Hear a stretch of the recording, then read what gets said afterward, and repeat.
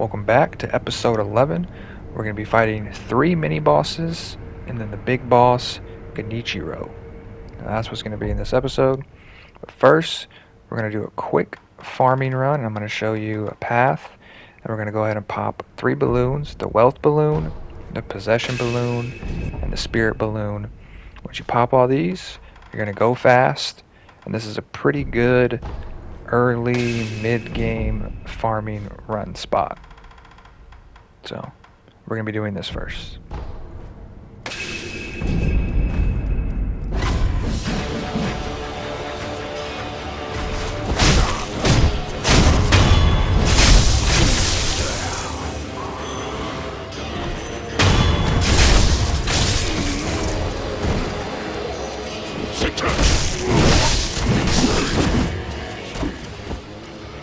Ideally, that guy will not chase you down, but since we kind of had a slow start at first, kind of caught up to us. But anyways, we're going to grab this since I think we missed it on the last episode, and continue the farming run.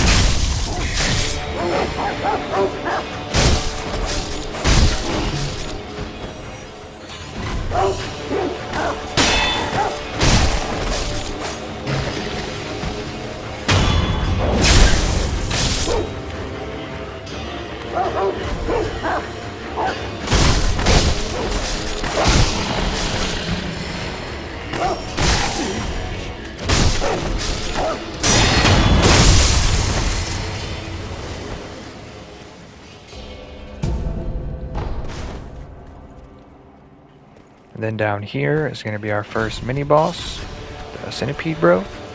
First we're going to dispatch all the ads, and then we're going to be resetting his aggro so we can get that death blow to start the fight.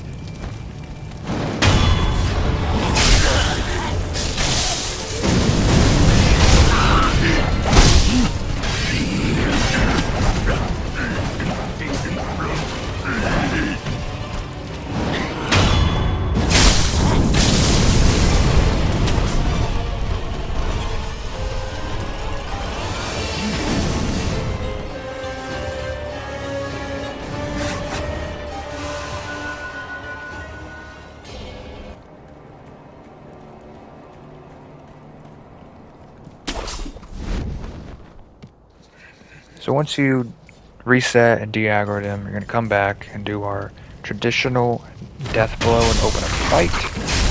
Get centipede bro. And you're going to see how easier the umbrella makes it. Stay here, flex, flex, flex. It's so much easier to get out of that. You got the perilous. Look at that. But it was a very sloppy fight, and somehow we managed to fuck up a death blow opportunity. So you can see just how important the umbrella is. Even though we ran out of it because we choked on the death blow, we needed to manually block.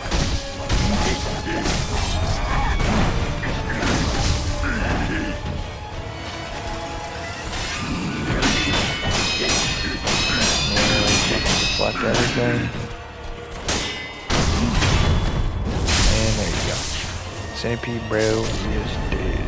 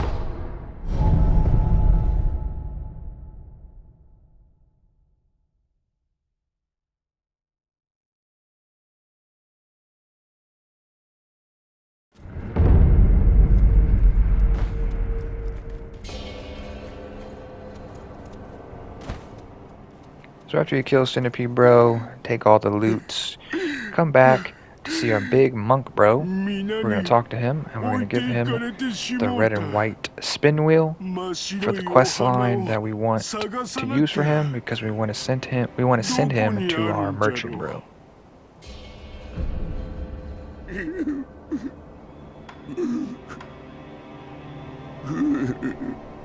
お前が探しているのはこれか。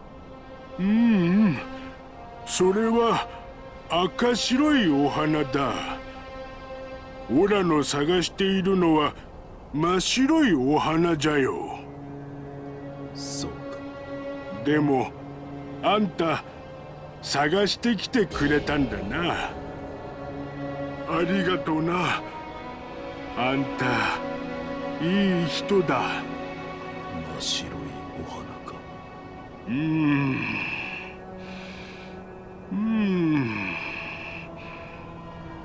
そうだ。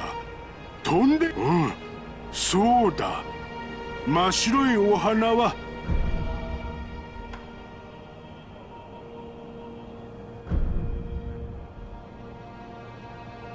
アシナの城近くに穴山という物売りが手を貸してみてはどうだ。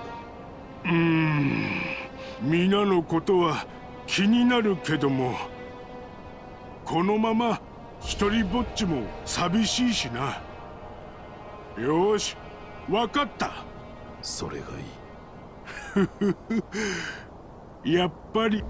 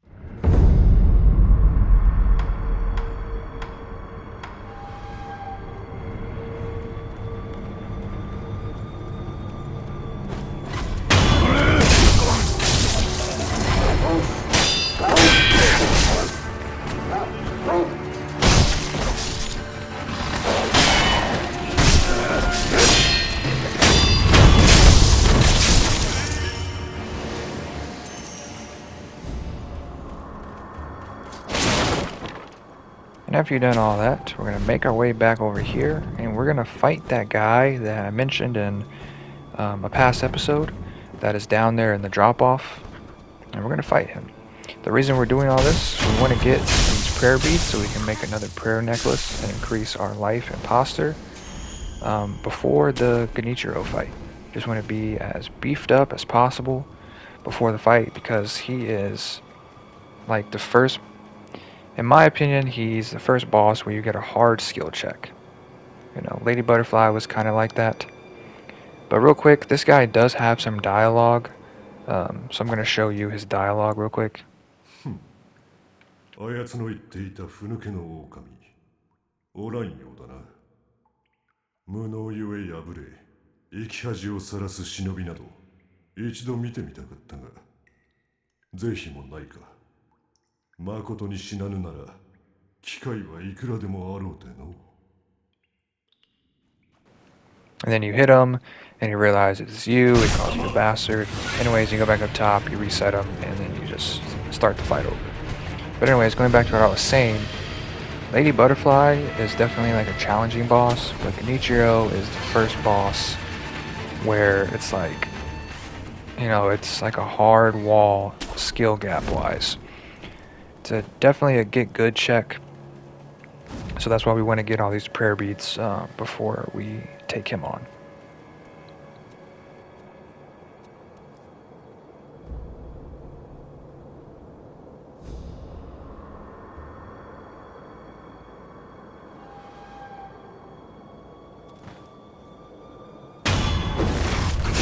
Get our customary open death blow. Excuse me. This guy does do a lot of monster damage. Something worth noting, he does 2 perilous attacks. One is a sweep, and the other, right there that you saw, and the other is a thrust. Both of them you can do like the circle like you're doing a Mikiri counter, and even on the sweep, it'll just dodge the sweep. So either way, when you see his perilous attack, you just do the Mikiri counter, the circle, and you'll be able to counter both. We did kind of struggle against this guy. We just played really sloppy. It's unfortunate, but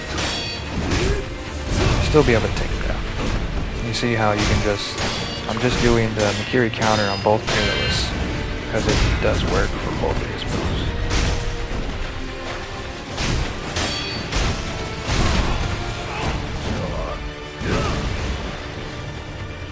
As you can see, he does a lot of posture damage like I mentioned earlier.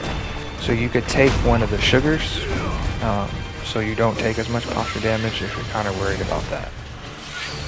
You can also use the umbrella, which we do use, and you can see how effective the upgraded umbrella really is. Anyways, once he's down, you get your scrap magnetite, and more importantly, the prayer bead. And then we're going to go back on up. And we're going to fight the spear bro that was at the moon tower that I mentioned in the last episode. We're going to be taking him on to get our last prayer bead before Genichiro, which I know I'm probably butchering his name, but yeah.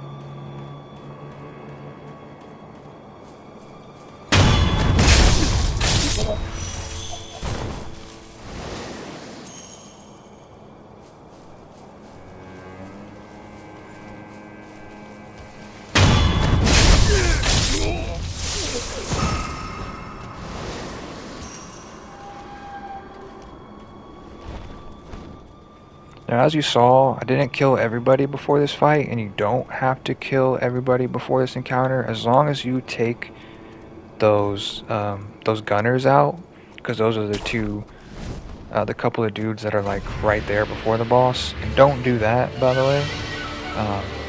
You have to go all the way around to where, like, when you first met the Lord Kuzo in the opening of the game, you have to go that way. But anyways, yeah, just take those couple of gunners out, and you should be fine.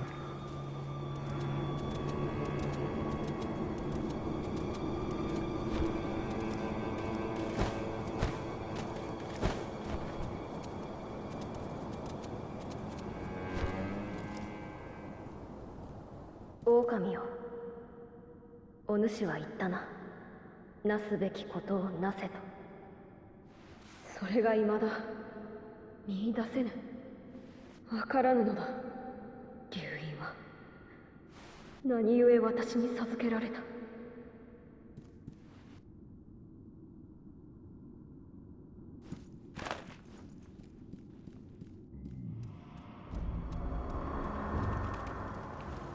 Get our opening death blow. And you can see the big boy in the background. He's kind of like making his way up here. So we're just going to back up for a bit, just so he doesn't see us. We want to keep this fight isolated. This guy is obviously a spear guy, so he's big on thrust. So the Mikiri counter is going to come in big. You could even throw some oil and fire on him if you need to. But pretty much just time the Mikiri counters, deflect his attacks, and he should be okay. But again, we kind of struggled on this guy, which is kind of the theme of these first 3 mini-bosses. We didn't do very well. We played pretty shitty in all of them. And luckily, we didn't fall off the map right here, but...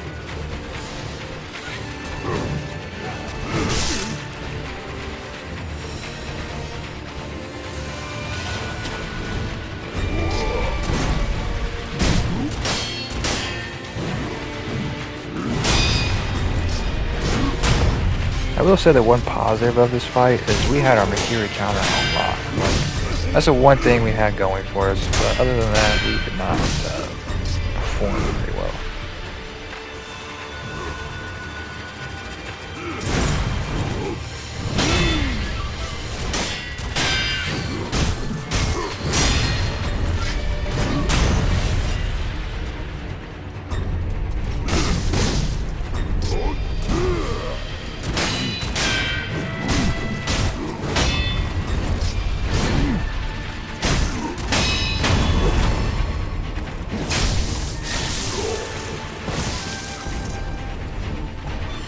Take him down, get the last prayer bead that we need, go back, make our 4th prayer necklace, and get ready to take on the big boy.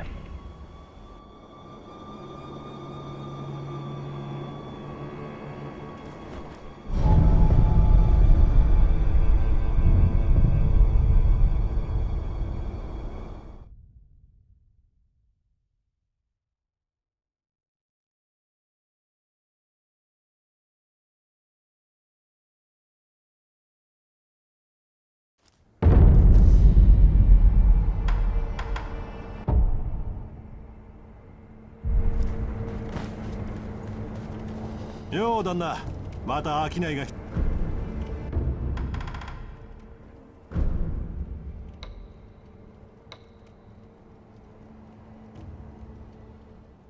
And of course, as before any big fight, any big area, we're going to dump all of our gold into purses. And if you're close to a skill point or whatever, you want to farm, lock in that skill point, be as ready as possible for that encounter. Let's upgrade with the prayer beads real fast and do the damn thing.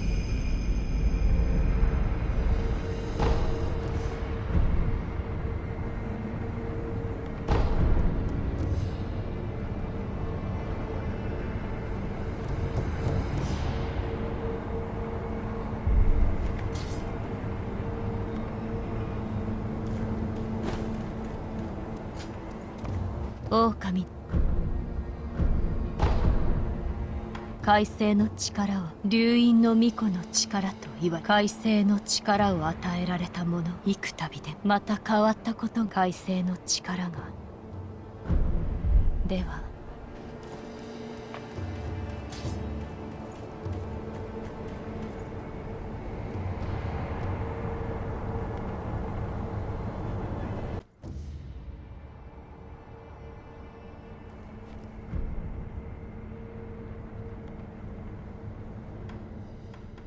Just to touch base on skills real quick, I'm just trying to see if there's anything that we need to get before this fight, but there's not, because we're going to be working towards Ashina's cross, but that'll be in the next video. We kind of go over that.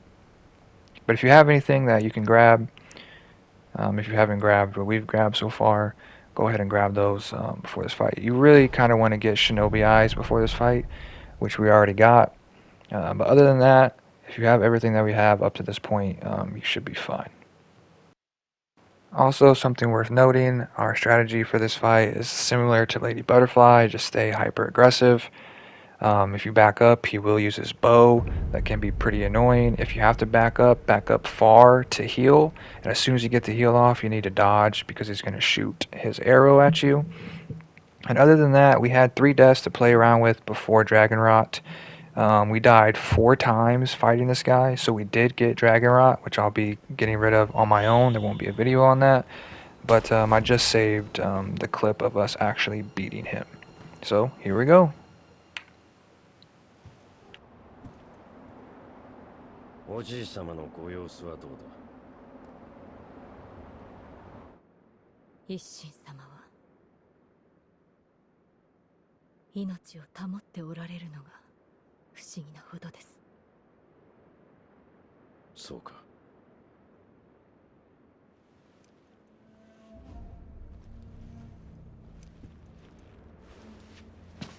巫女よ、もう一度言う。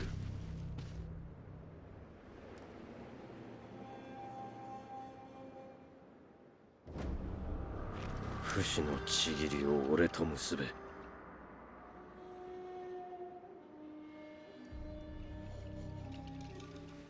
できませぬ、源一郎殿。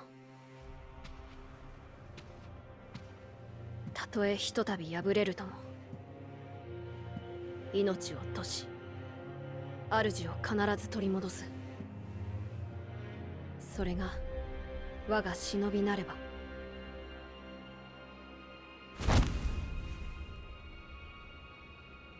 お迎えに参上いたしました。今しばらく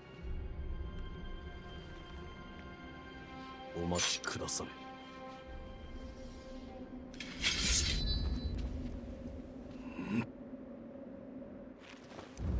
なるほどな。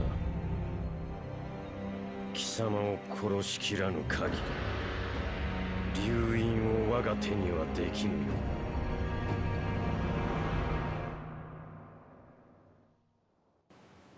Okay, so for his first life, he has 2 lives in the first phase, right? And this first life, after that overhead, he always has a perilous, and he tends to favor the thrust during his first life.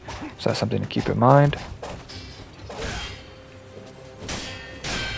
Just attack when you can, then deflect. That's the bow that I was talking about. It can be very annoying if you give him any room. There's a sweep, he tends to favor it.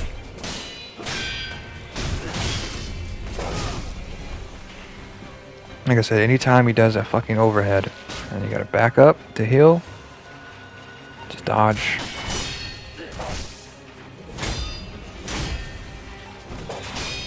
The Genichiro double. They actually did a sweep there, but like I said, it's not 100% guaranteed, but it is more than likely that after that, he will always do a thrust, but it's not guaranteed. He just does tend to favor it. We use the umbrella there. You can use the umbrella when he's doing his combos to make it a little bit easier. So first life down, stay hyper aggressive. Had him in a corner, Jumanji double. So now he's going to tend to use, to favor the sweep.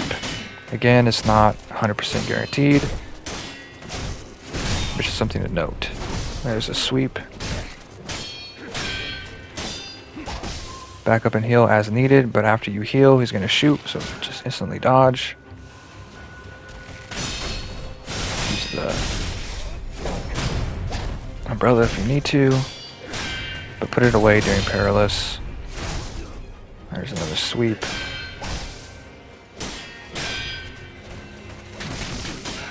Fucking bow. Jumanji double! And now we're going to go into the second phase. 見事だ、巫女の忍びよ。惜しいな。主を変えるつもりはないか。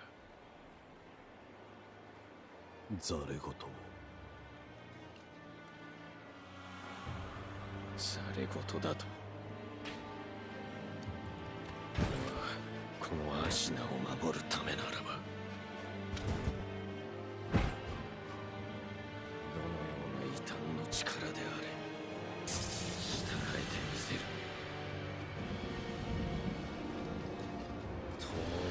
So the second phase, he's going to use lightning attacks.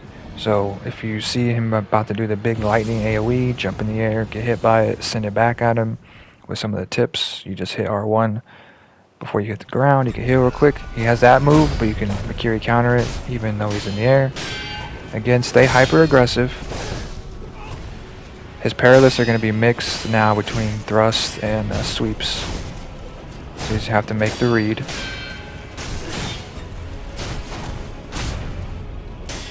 Jump off his head on the way back down. He does also shoot a lightning arrow. You can just dodge it.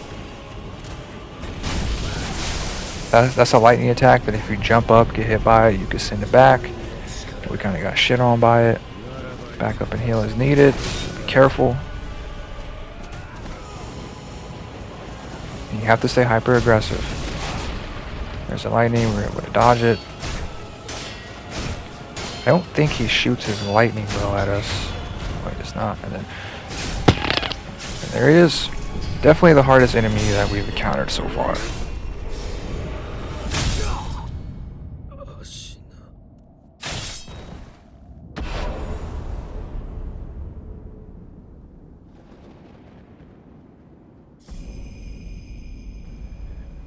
He took us 4 tries, but he was still quite annoying and he was quite challenging. And then you get the Ninjutsu skills. We get Blood Smoke. They do cost Spirit Emblems, and you can only use them after a stealth death blow from behind. This one is like a smoke screen. Turns some blood spatter into smoke, so you can just kind of endlessly get death blows, which is pretty cool. Telling you about the Ninjutsu techniques. There's another Ninjutsu technique that we'll be using. We'll be discussing that over in the next episode.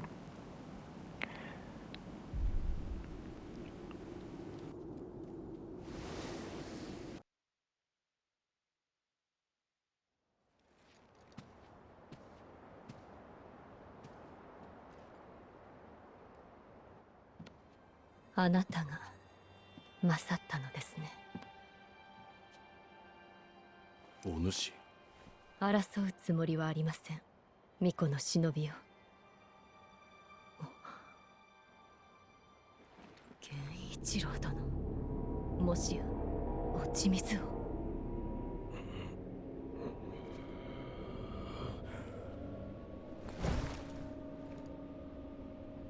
アシナはこの国は俺のすべてだ。そのためなら俺は人間をやめよう。死人帰りか。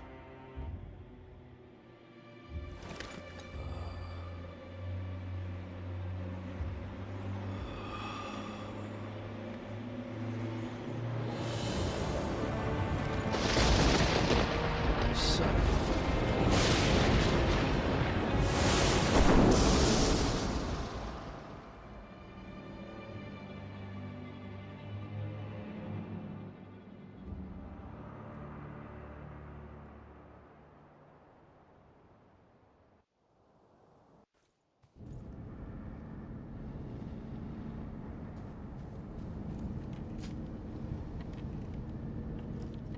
ようやく主の命を果たすことができました。礼を言います。お主は一体誰に仕えている？アシナ一心。私は一心様に仕えるクスシです。何故助けを命じられたのだ？一心様は流因の力を望んではおられません。故に九郎様アシナより逃がそうとした。はい。井戸底への文、あれもお主か？その通りです。ただ私の任はこれまで。あなたにはまず会うべきお方がいるはずです。九郎様は開花に。I just would like to point out that the rest of this episode is very dialogue heavy. I didn't really want to skip it, so I won't really be talking too much, but it is mostly dialogue, just to let y'all know. お迎えに参上いたしました。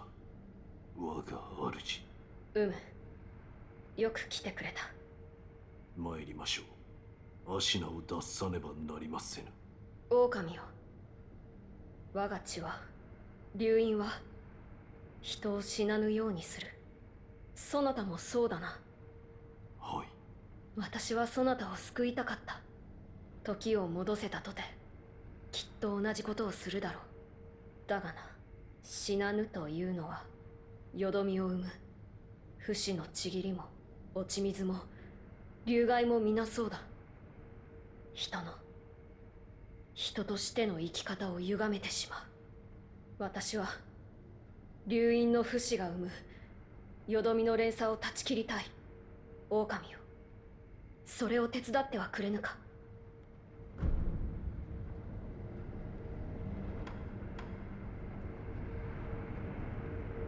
父よ、鉄の掟を破ることなどできぬ。できませぬ。巫女様をお守りすること、それが我が父より課せられし掟なれば。そなたは私を救うため幾度死に、そして蘇ってくれた。2度か3度か、あるいは数えきれぬほどなのか。巫女様をお守りするためならば幾度でも。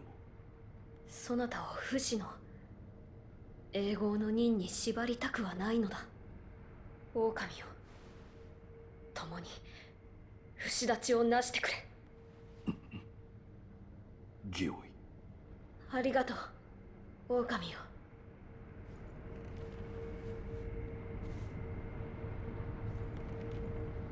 不死立ちについてだが、根拠のない話ではないのだ。狼よ、これを。Heroine describes the means of perform the rite of immortal service beyond the Fountainhead Palace, locate the sanctuary of and imbue the tears of the holy dragon of the divine realm. このアシナの城に残されていた古い記録だ。宣教の神なる竜の涙。ああ、その竜の涙というものがあれば、おそらく我が流因を断つことができる。しかし宣教とは一体。狼よ、そこにある香炉を見てくれ。とあるお方がお持ちだったものだ。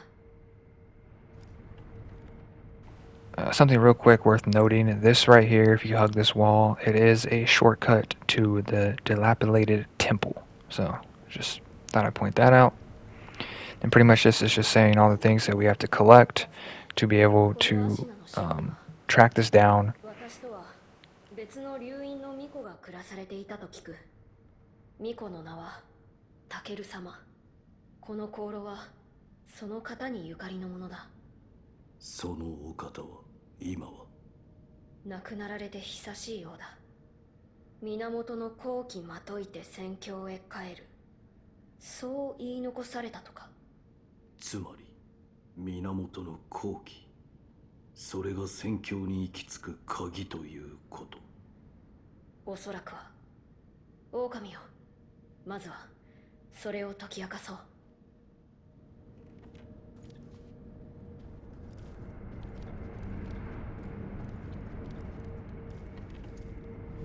していかにして調べるか。この城にはタケル様が残された書物がある。戦況に帰る術を求め集められたものだろう。私はそちらを探ってみよう。戦況への生き方のみでなく不死立ち、それ自体についても探っては。おお、ならば一心様だな。あのお方ならば何かご存知やもしれぬ。狼、こちらじゃ。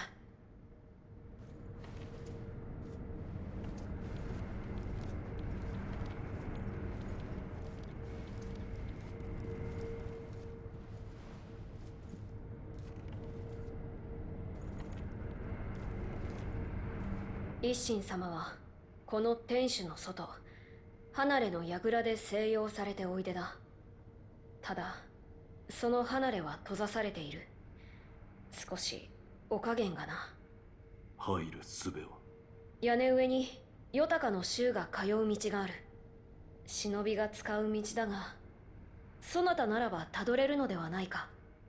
ヨタカの衆は目印にのろしを使うとか。ああ、ヨタカののろしをたどれば一心様の離れまで行けるだろう。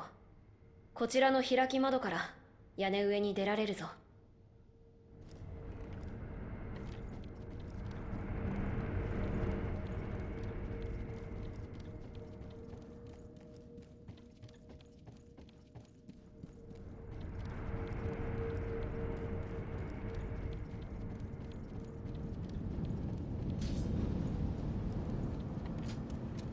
我が主はこの天守の外、離れの櫓で静養されておいでです。ですが一心様は少しお加減が優れません。そのため離れは閉ざされています。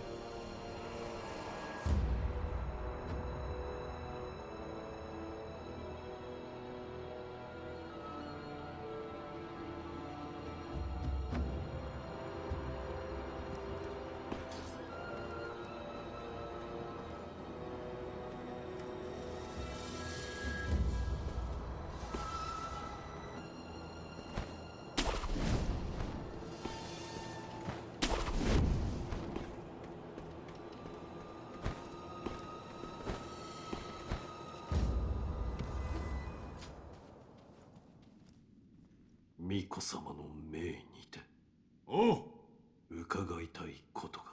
その前に先じゃ。は褒美に取っとけ。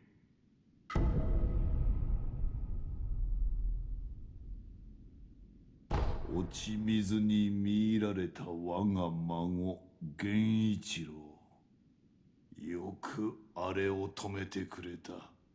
礼を言うぞ。我が父の掟に従ったまで。忍びの掟か。なるほど。お主フクロウのせがれか。あの国取り戦で拾われたわらしよな。は巡ってここに至るか。人の絵にしてはつくづく面白い。そうは思わぬかのう、赤色よ。あなたは。してそのお主が何を知りたい？巫女様の目指す不死立ち、その鍵となるものを。不思議不思議ならば、あるいは鍵となるやもしれぬ。不思議。尋常な術では死なぬ者すら殺す。それゆえにな。死なぬ者とは。虫つきとか言ったかのう。わしも見たことはないが、真の像を貫こうが首を落とそうが死なぬというぞ。まことであれば恐るべきことよな。そういった化け物すら殺す。それが不思議よ。不思議はいずこに。千宝寺にあると聞く。ただ不思議は抜けぬというぞ。抜けぬとは。ただそう伝わっておるのよ。だが今やあの寺は門を閉ざしておる。生草どもめ、お山にこもり何をしておるかは知らぬが、まともな道などつながっておらぬのよ。行くか、赤炉。不死立ち。それもまた戦よ。そして戦では、関わる者の願いやら企てやらが渦を巻きおる。迷えばその渦に飲まれ、戦に敗れる。そうじゃ。肝に銘じてお赤炉よ。迷えば。 So now we're looking for the Mortal Blade to kill things that can't die, hints like the Centipede people and the people that shoot crickets that I said that we couldn't kill earlier. With the Mortal Blade, you'll be able to kill them. Also, again, he gave us Saki, which you can be used to give to the main NPCs to get more lore and background. Again, we're not going to be using the Saki right now. Come over here. We're going to pick this up. It's the Gun Fortress Key, which we will be doing in the future episodes. 誇りがひどいな。戻りましてございます。おう、戻ったか、狼。一心様とは会えたか。はい。不思議ならば鍵になりうるやもしれぬ。そう仰せでした。不思議。千宝寺にある死なぬ者を切る刀とか。なるほど。確かに。御意。私の方は源の後期の手がかりとなりそうなどうやらタケル様が戦況に帰るため見つけた手がかりについて話そう。手がかりとは。花だな。巫女様、こちらを。これはもしや桜雫か。それは流院の不死の契約が引き換えに残るものという。タケル様が残されたものでしょうか。であろうな。狼よ、もしこの桜雫もまたそなたの。ありがたく。わかった。目を閉じてくれ。You want to give him this.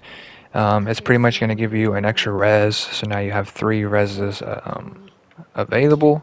So you can resurrection 3 times now with this. So make sure you do give this to him.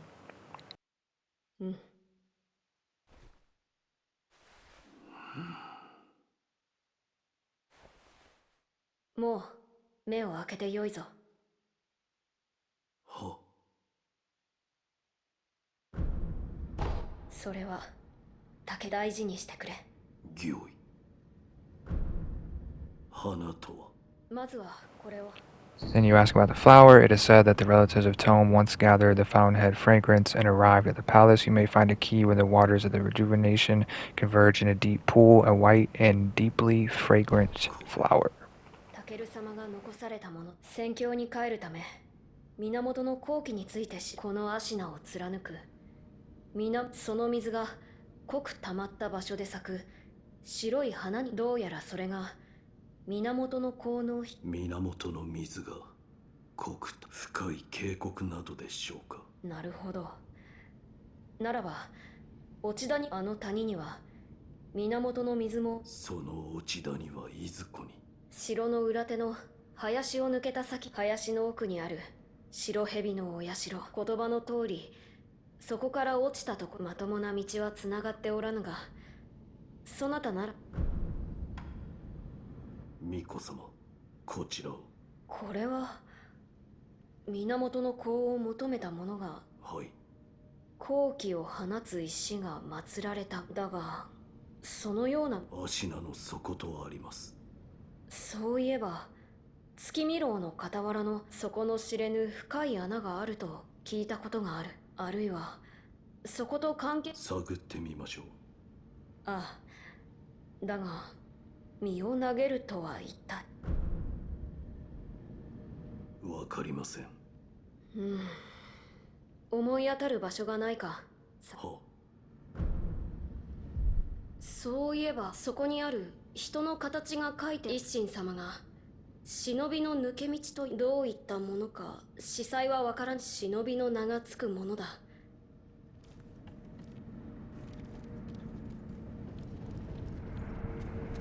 一心様とも会われたようですね。礼を言われた。源一郎殿を切ったことへ。そうですか。源一郎殿、まさか。それは何だ。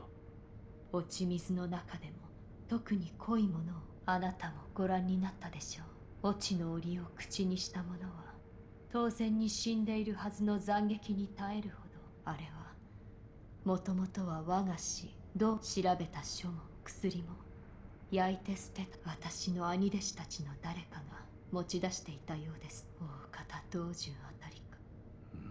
九郎様のおかん聞いた。して共に不死立ちを果たそうと思う。そうですか。今までの助けかたじけない。まるで根性の別れのよう。